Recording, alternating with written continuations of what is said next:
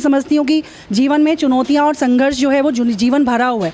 तो सरकार क्या है, अड़ंगे अड़ाएगी, उनका काम है अड़ंगे अड़ाना, क्योंकि निगम का चुनाव उन्हें दिख रहा है और सीधा सीधा भाजपा दोबारा निगम की सत्ता पर आते हुए उन्हें दिख रही है, इसलिए वो इस तरह के हथकंडे दिखा रहे हैं। मैं पूरी दिल्ली में देखती हूँ कि वैक्सीन लगवाई क्या, वैक्सीन लगवाई क्या, ये पूरे पोस्टर लगे हुए हैं। मैं आप सब लोगों से पूछती हूँ कि वैक्सीन दे कौन रहा है? वैक्सीन प्रधानमंत्री जी दे रहे हैं, तो वैक्सीन लगवाई क्या? जो प्रधानमंत्री जी ने भेजी है, ये होने चाहिए थे।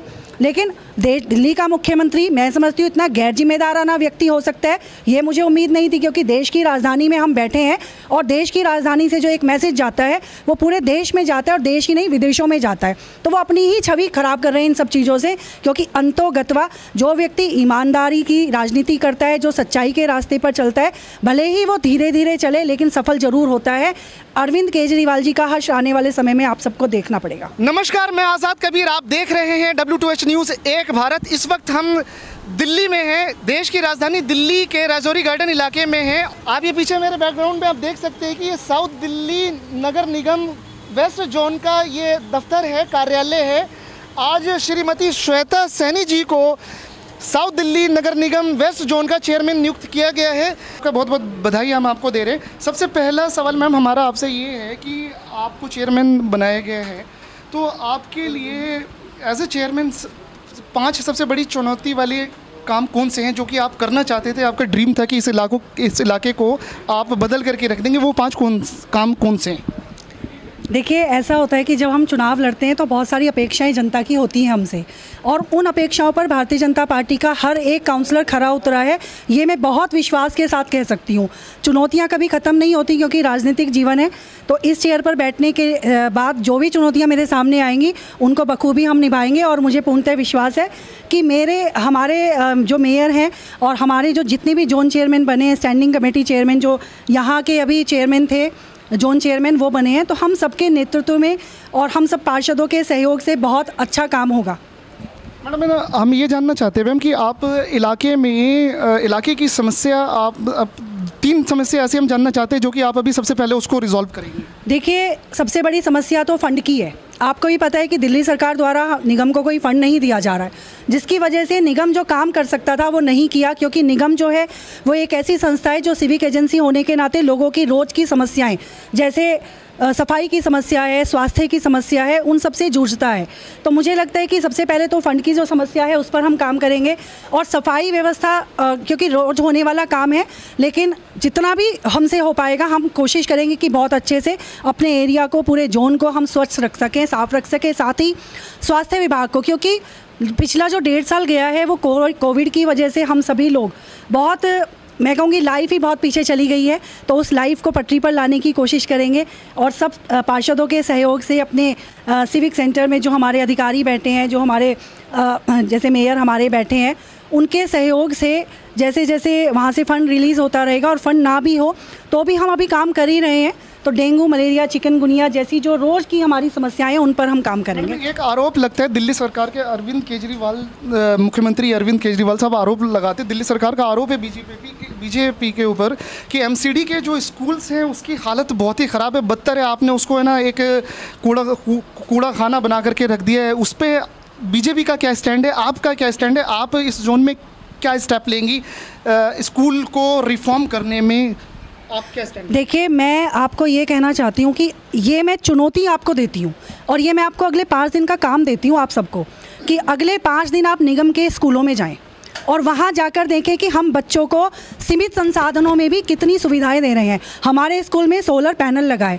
जिससे BSES द्वारा हम बिजली वहाँ देते हैं, और वो हमें राशि देते हैं। 3.6 करोड़ का चेक अभी पिछले दिनों ही हमें मिला है। हमने बच्चों के लिए वाटर कूलर जैसी जो बेसिक सुविधा है उसका भी ध्यान रखा है, स्वच्छता का ध्यान रखा है। हमारे स्कूलों में स्मार्ट क्लासेस चल रही हैं। मिड डे मील, हमारे बच्चे स्कूल नहीं आए हैं तो भी हमने मिड डे मील का जो ड्राई राशन है वो हम अपने बच्चों को दिया है।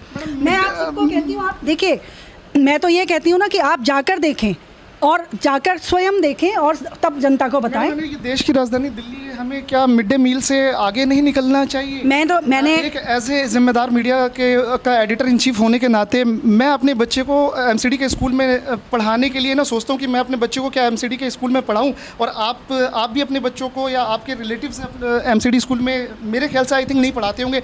तो हम प्राइवेट में जा करके अच्छे स्कूल्स जो टॉप 10 टॉप 50 होते हैं, टॉप 20 होते हैं, उसमें हम पढ़ाते हैं। हमारे एमसीडी के स्कूल की कायाकल्प कब होगी मैडम? कब वो उन गरीब बच्चों को अच्छी शिक्षा मिलेगी जो कि है ना कॉन्वेंट का एनवायरनमेंट उनको उन गरीब परिवार के पेरेंट्स को नहीं मिल पाता? ये कब कैसे होगा मैम? देखिए, मैं आपको यही कह रही हूँ कि ऐसा कुछ भी नहीं है, वो पहले होता था। मैं स्वयं सरकारी स्कूल की पढ़ी हुई छात्रा हूँ, तो ऐसा नहीं है कि सरकारी स्कूल ख़राब होते हैं, और निगम के विद्यालयों को बहुत ज़्यादा हमने सुधारा है। मैं आपको कह रही हूँ ना, आप खुद जाएं और खुद देखें।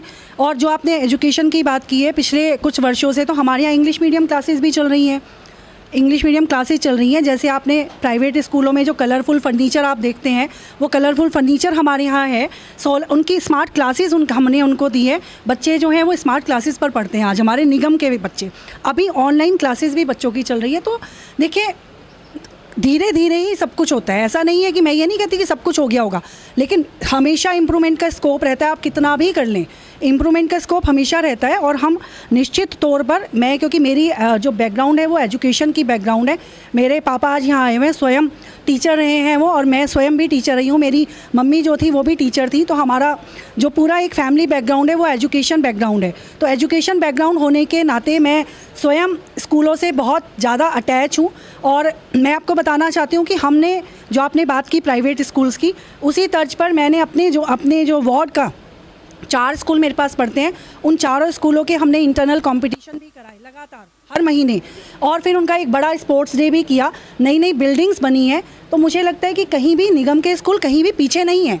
केजरीवाल से आपको फ़ंड देंगे, फ़ंड दें तो मैं ये आपको आज यहाँ से चुनौती मैं कहती हूँ उनको, कोई केजरीवाल जी को, कि जितना फ़ंड उनके पास है, अगर आज हमारे पास होता, वो तो बात करते हैं पेरिस की, हमने बना दिया होता। मैडम, मैं आपकी बात से बिल्कुल सहमत हूँ कि फ़ंड के वजह से बहुत सारी दिक्कतें होती हैं, लेकिन आपने एक बात बहुत अच्छी बात बताई, और you are highly educated and your family belongs to education. Ma'am, ये मैं आज ये मानूं कि हमारी मैम जो है एज एन चेयरमैन, वो अपने जोन में तो है ना बिल्कुल एमसीडी स्कूल को परिवर्तन कर देंगे, रिफॉर्म कर देंगे, क्योंकि आप टीचर भी आप रह चुकी हैं। क्या परिवर्तन चाहिए आप ये बताओ? मैं चाहता हूँ कि स्टैंडर्ड जो उनका है, जो हम अपने बच्चों को प्राइवेट स्कूल में ना भेज करके एमसीडी के स्कूल में भेजें, वो स्टैंडर्ड आप उसके लिए वैसे स्टैंडर्ड ऐसा है, हमने अपने स्कूलों को उसी स्टैंडर्ड का बनाया हुआ है। वो माइंडसेट हम पेरेंट्स को चेंज करना होगा।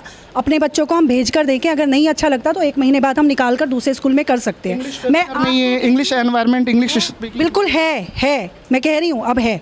और हर कॉन्वेंट के बच्चे जो हैं वो इंग्लिश नहीं बोलते हैं। आपके इलाके में जी है, बिल्कुल है। GG3 का स्कूल है, ख्याला स्कूल है। आप आइए, मैं आपको खुद चलकर दिखाऊंगी कि मेरे स्कूल में क्या क्या होता है। ये फंड की जो बात है, दिल्ली सरकार के ये जो आए दिन एमसीडी के जो कर्मचारी होते हैं उन्हें फंड्स नहीं मिलते और वो हड़ताल कर देते हैं और हर जगह कूड़े, उस पर क्या कहना है आपका? ये देखिए, आप भी सॉल्यूशन इस पर, हम सब ह्यूमन बीइंग है, हमें आजीविका चलाने के लिए पैसों की ज़रूरत होती है।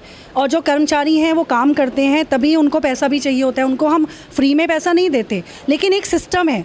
हर राज्य सरकार अपने अधीन आने वाली निगमों को फंडिंग करती है, लेकिन हमारी जब से ये दिल्ली सरकार, और ऐसा नहीं है कि दिल्ली में ऐसा नहीं था कि निगम में भाजपा है और दिल्ली सरकार में कोई दूसरी पार्टी है। पहले भी कांग्रेस और बीजेपी रहे हैं इस तरीके से, लेकिन इस तरीके की फंडिंग की कभी प्रॉब्लम नहीं आई। जब से केजरीवाल जी आए हैं, शायद उनको जो इनसिक्योरिटी है वो इतनी है कि उन्होंने और कहीं नहीं, कुछ और तो वो कुछ कर नहीं सके, क्योंकि मानसिकता जो हम लोगों की है वो निरंतर काम करने की है। तो उन्होंने ये फंड की दिक्कत है। ये केजरीवाल ने तो झूठा वादा कर दिया, और ये बिजली फ्री के चक्कर में पानी बहुत गंदा है। इस पर आपका बीजेपी का क्या स्टैंड है? आप अपने इलाके में क्या स्टैंड लेंगे? देखिए, बिजली और पानी जो फ्री देने का वादा किया था वो केजरीवाल जी ने किया था, मैंने तो नहीं किया था। पहली बात, अगर मैं करती तो मैं देती। पानी गंदा आ रहा है, उस पर पानी गंदा आ रहा है। लोग हमें बिल भेजते हैं, 65 70 हज़ार के बिल। 25 गज में रहने वाले लोगों के बिल इतने आ रहे हैं। मैं पूछती हूँ, कौन सा फ्री दे रहे हो आप पानी? और फ्री मतलब पहली बात तो फ्री दे ही नहीं रहे हो, दूसरी बात पानी गंदा आ रहा है। तो हमारी पार्टी उस पर स्टैंड लिए हुए पिछले कुछ दिनों से लगातार प्रदर्शन चल रहे हैं।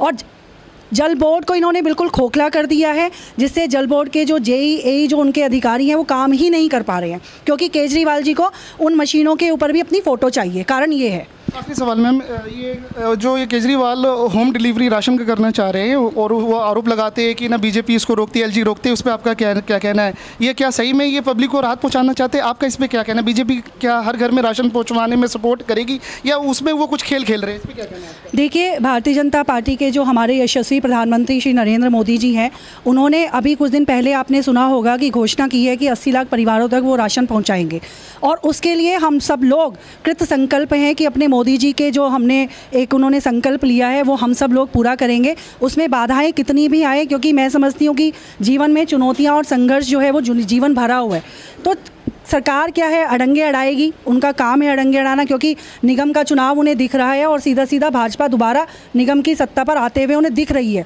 इसलिए वो इस तरह के हथकंडे दिखा रहे हैं। मैं पूरी दिल्ली में देखती हूँ कि वैक्सीन लगवाई क्या, वैक्सीन लगवाई क्या, ये पूरे पोस्टर लगे हुए हैं। मैं आप सब लोगों से पूछती हूँ कि वैक्सीन दे कौन रहा है? वैक्सीन प्रधानमंत्री जी दे रहे हैं, तो वैक्सीन लगवाई क्या? जो प्रधानमंत्री जी ने भेजी है ये होने चाहिए थे। लेकिन दिल्ली का मुख्यमंत्री मैं समझती हूँ इतना गैर जिम्मेदाराना व्यक्ति हो सकता है, ये मुझे उम्मीद नहीं थी, क्योंकि देश की राजधानी में हम बैठे हैं और देश की राजधानी से जो एक मैसेज जाता है वो पूरे देश में जाता है और देश ही नहीं विदेशों में जाता है, तो वो अपनी ही छवि खराब कर रहे हैं इन सब चीज़ों से। क्योंकि अंतोगत्वा जो व्यक्ति ईमानदारी की राजनीति करता है, जो सच्चाई के रास्ते पर चलता है, भले ही वो धीरे धीरे चले लेकिन सफल जरूर होता है। अरविंद केजरीवाल जी का हश्र आने वाले समय में आप सबको देखना पड़ेगा। मैम बिल्कुल अंतिम सवाल, जिस तरीके से आज आपको लोगों का प्यार और शीर्ष नेतृत्व ने इतनी बड़ी जिम्मेदारी दी है, क्या कहना चाहेंगे? मैं बहुत बहुत धन्यवाद करना चाहूँगी अपने पार्टी नेतृत्व का, अपने प्रदेश अध्यक्ष जी का, अपने संगठन मंत्री जी का, अपने सांसद जी का, और अपने जितनी भी हमारी लीडरशिप है ज़िले की, प्रदेश की, उन और राष्ट्रीय जो हमारी लीडरशिप है, अपने प्रभारी जी का, जयंत पांडा जी का, अलका गुर्जर जी का, और सबसे बड़ा धन्यवाद मैं करना चाहूँगी अपने देश के प्रधानमंत्री मोदी जी का, क्योंकि उन्हीं के रास्ते पर चलते हुए हमने एक कार्यकर्ता होते हुए जो हमारी पार्टी के, और आज मैं आपको बताना चाहूँगी कि आज बहुत ही एक अच्छा दिन है। हमारे पार्टी के जो संस्थापक रहे डॉक्टर श्यामा प्रसाद मुखर्जी, उनकी आज जयंती भी है, और आपने देखा भी होगा कि हमने आज के इस दिन की शुरुआत उन्हीं के चित्र पर पुष्पांजलि अर्पित की है। और मैं स्वयं, क्योंकि राज्य सेविका समिति से मैं द्वितीय वर्ष शिक्षित भी हूँ, तो आज भी उन्हीं के आदर्शों पर चलकर हमने ये राजनीति ना समझकर एक सेवा का एक प्रारूप है, और उन्हीं के जो अपने हमारे बड़े लोग हैं उन्हीं के चरणों पर हम चल रहे हैं, उनके दिखाए हुए रास्ते पर हम चल रहे हैं। तो निश्चित ही भारतीय जनता पार्टी का हर एक कार्यकर्ता ये मेरी जीत नहीं है, ये मेरी कुर्सी नहीं है, ये मेरा ऑफिस नहीं है, ये हमारे हर उस कार्यकर्ता का ऑफिस है, हर उस कार्यकर्ता का वो है जो जिन्होंने मेरे साथ इस यात्रा में मेरे सहयोगी बने हैं। बहुत बहुत धन्यवाद। मैडम से हमने इस बाबत बहुत सारे सवाल भी पूछे। श्वेता सैनी जी ने दिल्ली सरकार पे आरोप लगाया है, दिल्ली सरकार को गैर जिम्मेदार और लापरवाह सरकार बताया। दिल्ली सरकार जो है कोई काम नहीं कर रही, अपनी जिम्मेदारियों का निर्वहन नहीं कर रही, और एमसीडी में जो दिक्कतें हैं वो फंड की बहुत ज़्यादा दिक्कतें हैं। आप बने रहिए W2H न्यूज़ के साथ। वीडियो जर्नलिस्ट राहुल देव के साथ मैं आज़ाद कबीर, W2H न्यूज़ एक भारत।